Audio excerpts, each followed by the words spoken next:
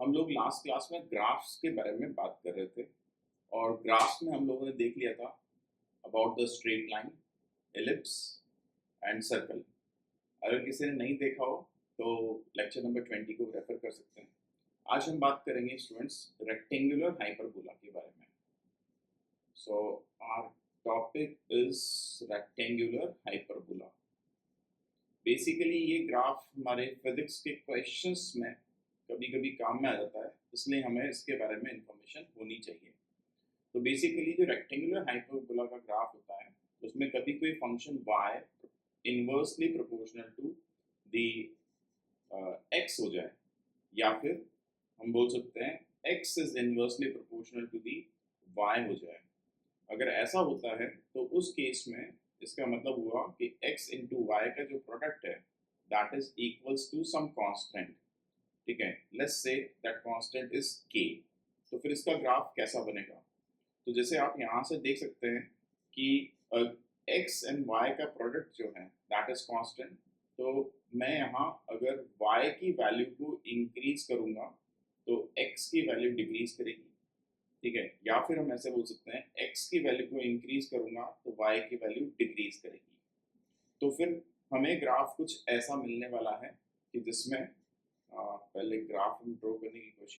ये देखिए कि मैंने यहाँ पर x एंड y ले लिया।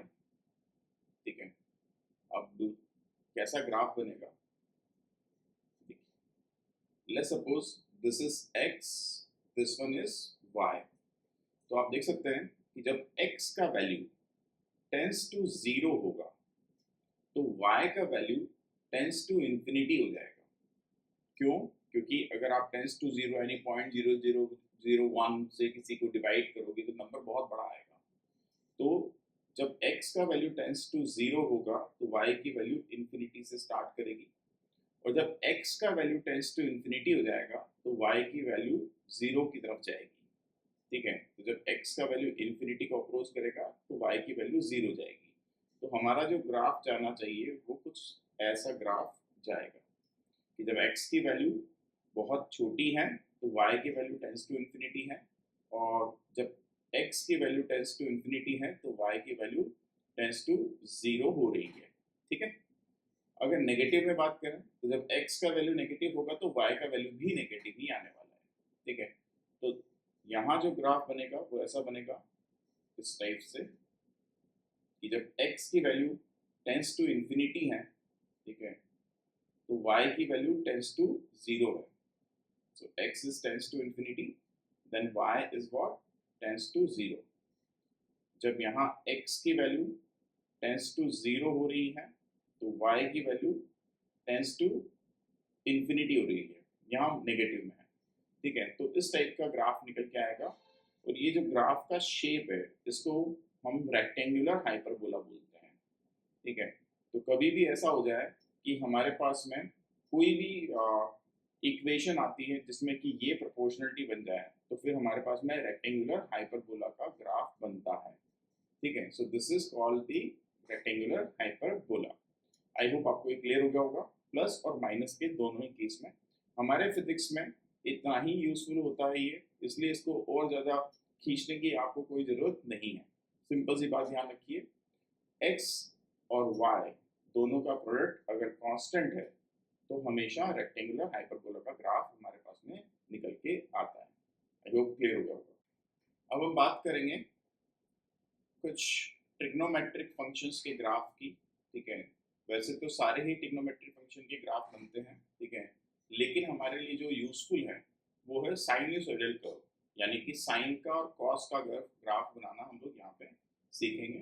तो टॉपिक लिखिए साइनसोइडल, ठीक है, ग्राफ्स। इसमें सबसे पहले हम जो डिस्कस करने जा रहे हैं कि मान लेते हैं आपको दिया हुआ है y is equal to sine x। ठीक है, तो अब इसका ग्राफ कैसा बनेगा? तो आप जानते हैं कि यहाँ पर अगर मैं एक टेबल बना के आपको बताना चाहूँ जहाँ x ले लूँ y ले लूँ, ठीक है, तो जब x की वैल्यू 0 डिग्री होगी, ठीक है, तो y की वैल्यू भी 0 आने वाली है। जब x की वैल्यू 90 डिग्री होगी यानी π/2 होगी, तो उस केस में y का वैल्यू 1 आने वाला है, ठीक है।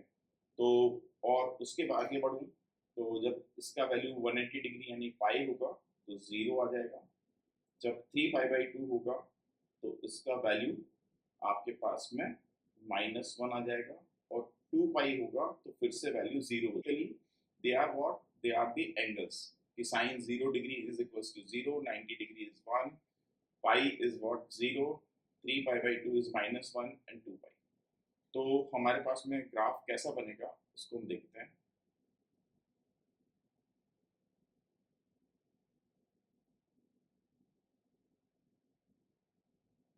देखिए यहाँ पर मैं ले रहा हूँ y हमेशा के जैसे, यहाँ ले रहा हूँ x। जब x का वैल्यू 0 है तो ग्राफ 0 से स्टार्ट होगा। 90 डिग्री यानी π/2 पर ग्राफ हमारा मैक्सिमम हो जाएगा, 1 को रीच करेगा। सो दिस इज लेट्स से 1, ये अगला पॉइंट मिल गया। जब इसका वैल्यू पाई हो जाएगा यानी 180 डिग्री हो जाएगा तो 0 को अप्रोच करेगा। तो जो पहला लूप बनता है वो कुछ ऐसा बना, ठीक है। जब आप 3π/2 देखेंगे तो 3π/2 पर इसका वैल्यू -1 होने वाला है, और 2π पर इसका वैल्यू 0 होने वाला है। तो हमारा ग्राफ कुछ ऐसा निकल के आ गया। तो बेसिकली जो साइन थीटा का ग्राफ होता है या साइनोसॉइडल कर्व होता है, इस वाले कर्व को नाम क्या देते हैं हम लोग, sinusoidal curve. So this is sinusoidal curve. तो आपको पता होना चाहिए कि अगर कभी भी हमें ऐसा दिया जाए कि कोई फंक्शन है जो कि y is equals to sine theta है, तो इसका जो ग्राफ बनता है that graph is like this. इस टाइप का ग्राफ हमारे पास में निकल के आता है, जहाँ ये थीटा है और ये तुम्हारा y है, ओके। अब आप बोलेंगे सर इसकी जगह पे अगर y is equals to minus sine theta हो तो क्या होगा। तो माइनस साइन थीटा होने पे ये ग्राफ उल्टा हो जाएगा। उल्टा हो जाएगा का मतलब ये हुआ कि ये ग्राफ जो 0 से लेकर 90 डिग्री पे पॉजिटिव आ रहा था अब ये नेगेटिव की तरफ शिफ्ट कर जाएगा, यानी ये नेगेटिव का ग्राफ हमारे पास में निकल के आ गया। तो ये माइनस साइन थीटा का ग्राफ हो जाएगा, ठीक है। तो आपको पता होना चाहिए कि साइन थीटा का ग्राफ यानी कि this one, that's why this is sinusoidal curve, okay. और माइनस साइन थीटा का जो ग्राफ होगा वो इसका अपोजिट होगा, that is this one, okay. तो इस वे में ये दो ग्राफ बनते हैं जो आपको पता होने चाहिए। अब आपके माइंड में आ रहा होगा कि sir y is equals to अगर cos थीटा होता तो क्या होता। तो अगर मैं cos के ग्राफ बनाना चाहूँ तो मान लेते हैं मैंने ले लिया y is equals to cos theta, और उसका ग्राफ मैं बनाना चाहूँ तो आप देखेंगे, अब डायरेक्टली ग्राफ ही बना देता हूँ कि यहाँ मैंने y लिया और यहाँ मैंने थीटा ले लिया। जब थीटा की वैल्यू 0 होगी तो cos का वैल्यू मैक्सिमम होगा यानी 1 होगा। जब π/2 होगा तो इसका वैल्यू 0 होगा, ठीक है। तो मेरा ग्राफ यहाँ ऐसे वेरी करेगा, ओके।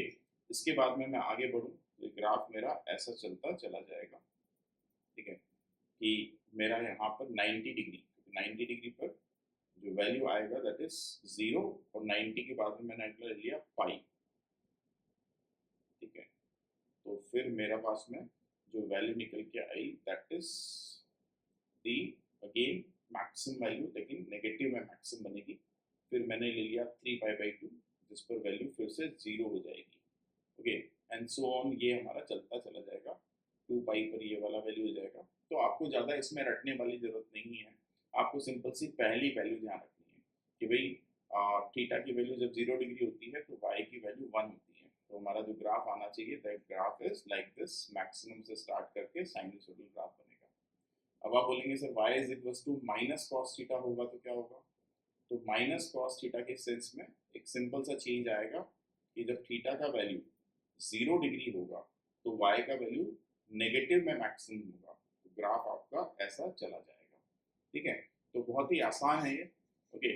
जैसे जैसे हम लोग पढ़ते जाएंगे, जैसे हम लोग वेव्स चैप्टर पढ़ेंगे तो वेव्स में काम में आएगा, ठीक है। तो धीरे धीरे हमको क्लैरिटी बढ़ती चली आती है। जो लोग बिल्कुल फ्रेश पढ़ना स्टार्ट कर रहे हैं उनको नया लग रहा होगा, तो वो लोग इसको इस तरीके से ध्यान रखें जैसे कि मैंने अभी आपको यहाँ पर पढ़ाया है, ओके। तो ये साइन और कॉस थीटा के ग्राफ होते हैं। अब आपसे कोई बोले कि जरा बताओ y is equal to mod sine theta का ग्राफ कैसा होगा, ठीक है, तो आप एक खुद से ड्रॉ करो। मैं आपसे क्वेश्चन पूछ रहा हूँ कि y is equal to mod sine theta का ग्राफ कैसा होना चाहिए, y is equal to modulus of minus sine theta का ग्राफ क्या होना चाहिए, जरा खुद से करो। आई होप आपने कर लिया होगा।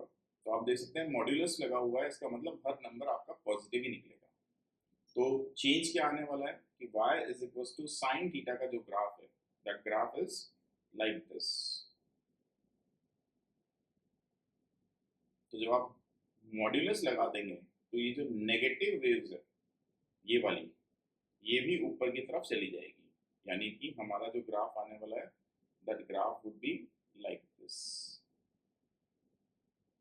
ऐसा ग्राफ हमारे पास में निकल के आएगा। अब आप बोलेंगे sir modulus of minus sine theta का ग्राफ कैसा होगा, तो आई होप आपने सही कर लिया होगा इसको कि इसमें भी ये वाला ग्राफ भी सेम ही निकल कर आने वाला है। ओके, जिन लोगों ने इसको सही नहीं किया हो वो ये वाला देखो कि आपसे बोलूं कि जरा बताओ y is equal to modulus of cos theta का ग्राफ कैसा होगा, y is equal to modulus of minus cos theta का ग्राफ कैसा होगा, उससे बना के देखो। आई होप आपने सही गैस किया होगा कि y is equal to cos theta का जो ग्राफ होता है वो मैक्सिमम से स्टार्ट होता है और ये ग्राफ कुछ ऐसा चलता है। जब आप मॉड्यूलस लगा दोगे तो मॉड्यूलस के केस में ये नेगेटिव वाली जो वेव है ये ऊपर की तरफ आ जाएगी, यानी हमारा जो ग्राफ बनेगा that graph would be like this. ऐसा ग्राफ हमारे पास में निकल के आएगा। आई होप आपने modulus of minus cos theta के बारे में सोचा होगा, तो ये वाला ग्राफ भी आपका सिमिलर ही बनेगा। क्लियर है? अब नेक्स्ट मैं आपसे पूछूं कि जरा बताओ कि y is equal to sine square theta का ग्राफ कैसा बनेगा, खुद से करके देखो। आई होप कर लिया होगा। तो इसका मतलब हुआ साइन थीटा का whole square, sine square theta नहीं, साइन थीटा का होल स्क्वायर। साइन थीटा का होल स्क्वायर करने का मतलब ये होगा कि जब साइन थीटा का हम ग्राफ बनाते हैं तो साइन थीटा का ग्राफ हमारा कैसा बनता, इस टाइप से। तो this is the sine theta graph, लेकिन आप देख रहे हैं कि साइन थीटा का स्क्वायर कर दिया गया है। जब साइन थीटा का आप स्क्वायर कर दोगे तो स्क्वायर के केस में ये वाली वैल्यू हमेशा पॉजिटिव रहने वाली है, ठीक है, यानी ये वाली वेव गायब हो जाएगी। तो इसका जो ग्राफ आपके पास में निकल के आने वाला है that graph would be like this. ये वाला ग्राफ निकल के आएगा, ठीक है। अब ये वाली बात सोचो कि अगर मैं आपसे बोलूं कि y is equal to cos square theta का ग्राफ कैसा होगा, आई होप आपने सही सोच लिया होगा कि सर ये कॉस थीटा का होल स्क्वायर है, यानी कॉस थीटा का जो ग्राफ होता दैट वाज लाइक दिस, ठीक है। तो ये नेगेटिव वाला पोर्शन गायब हो जाएगा और ये ऊपर आ जाएगा। तो ये तो कॉस थीटा का ग्राफ है, कॉस स्क्वायर थीटा का ग्राफ बनाएंगे तो that would be like this. Negative वाला पोर्शन गायब हो गया है, तो ये आपका कॉस स्क्वायर थीटा का ग्राफ बन गया। क्लियर है? आपने देखा होगा कि जो भी आपने अभी 10-15 मिनट इन्वेस्ट किए हैं उसमें आप इनको समझ गए हैं। किसी को कोई बात समझ नहीं आई हो तो कमेंट कर सकता है या फिर मुझे ईमेल करके पूछ सकता है, ठीक है, या फिर इस वीडियो को रिवाइंड करके देख सकता है। एक्सपोनेंशियल फंक्शंस जो हैं बेसिकली इनके ग्राफ हमारे न्यूक्लियर रिएक्शंस में काम में आते हैं। जैसे y is equal to e power x, इसका ग्राफ देखते हैं तो आपको पता होना चाहिए कि अगर मैं e पावर 0 देखूँ तो इसका वैल्यू 1 आएगा, e पावर 1 करूँ तो इसका वैल्यू e के इक्वल होगा जो कि अप्रॉक्स 2.72 होता है। अगर मैं e पावर इन्फिनिटी कर दूंगा तो बेसिकली 2.72 का पावर इन्फिनिटी, यानी वैल्यू इनफाइनाइट हो जाएगी, और e की वैल्यू माइनस इन्फिनिटी करूंगा तो 0 हो जाएगी। तो हमें क्या पॉइंट मिले कि x का वैल्यू जब हमारे पास में 0 है, तो ग्राफ अगर मैं यहाँ पर ड्रॉ करना चाहूँ तो मैं ऐसे ड्रॉ कर सकता हूँ कि यहाँ मैंने x ले लिया, यहाँ मैंने y ले लिया। तो जब e का पावर 0 है, ठीक है, यानी कि x का वैल्यू 0 है तो इसका वैल्यू e है, ठीक है।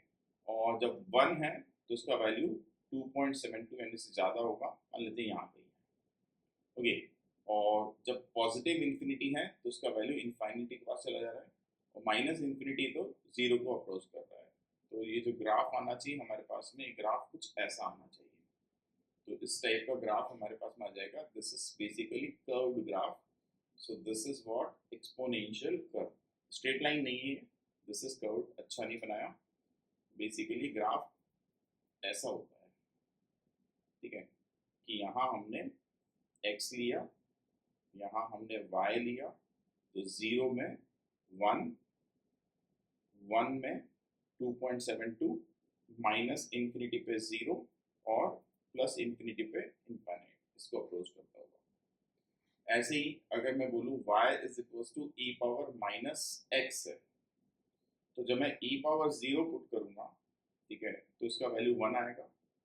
जब e पावर यानी x की वैल्यू 1 पुट करूँगा तो माइनस 1 आ जाएगा, ठीक है। तो माइनस 1 आने का मतलब हुआ 1/e, ठीक है। जब मैं e की पावर माइनस यानी x की पावर -1 रख दूँ, ठीक है, तो ये मेरे पास बन जाएगा सिंपली e। तो मैं इसके लिए टेबल बना देता हूँ, ये समझाना आसान हो जाए। x और y, तो x की वैल्यू 0 पुट करी तो y का वैल्यू 1 आया। x की वैल्यू मैंने -1 पुट करी तो y का वैल्यू 1/e आ रहा है। x की वैल्यू मैंने +1 पुट करने पे 1/e आ रहा है। -1 पुट करी तो -1 पुट करने पर इसका वैल्यू मेरे पास में e निकल के आ रहा है। अब मैं x की वैल्यू को इन्फिनिटी पुट करता हूँ, जब पॉजिटिव इन्फिनिटी पुट करूँगा तो इसका वैल्यू आ रहा है e पावर माइनस इन्फिनिटी, यानी 1/e पावर इन्फिनिटी, यानी टेंस टू 0 हो जाएगा। जब मैं वैल्यू को माइनस इन्फिनिटी पुट करूँगा तो e power minus of minus infinity, यानी e पावर इन्फिनिटी आ जाएगा, जो कि इन्फिनिटी होगा। तो अब मेरा ग्राफ कैसा बनना चाहिए,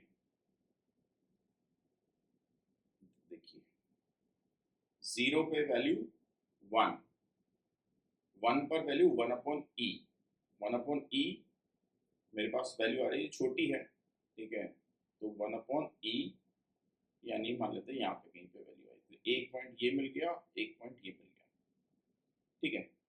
फिर -1 पर मैं देखूँ तो -1 पर इसका वैल्यू e, तो ये -1, इस पर वैल्यू e जो कि 2.72 के आसपास होगा, तो ये, ठीक है। उसके बाद में प्लस इन्फिनिटी पर, यानी कि यहाँ इस तरफ जाएंगे तो प्लस इन्फिनिटी आएगा, तो इसका वैल्यू 0 को अप्रोच करता होगा।